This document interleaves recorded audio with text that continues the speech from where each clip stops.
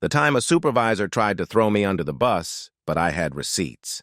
This happened in 2015, during my first year of teaching in special education, USA. I don't know if anyone else here works in SPED, but if you do, you're probably familiar with the difficult process of obtaining a one-on-one para for a student. So, I had this kiddo. We'll call him Jay. Jay had some unsafe behaviors as a kindergartner, such as eloping from the school and into the neighborhood.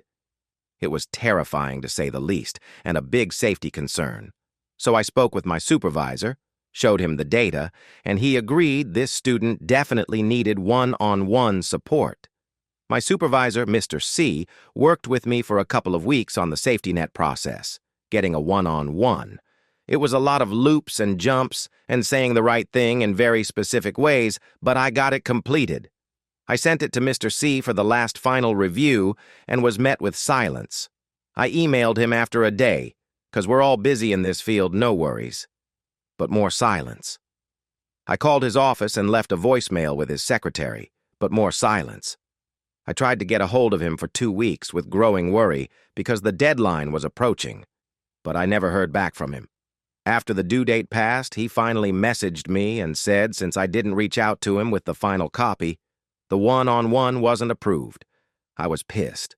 So I gathered copies of all the emails, the phone calls, every attempt I made to reach out to him and sent it to his boss, Mr. B, head of SPED services.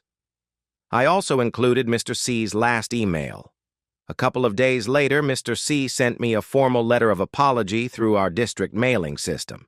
Mr. B granted me an extension and filed the paperwork himself, and also granted me an emergency one-on-one while the paperwork processed. At the end of the year, Mr. C was fired from his position.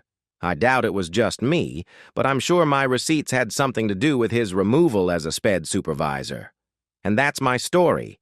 I was telling it to a coworker here, and he said I should post it under petty revenge.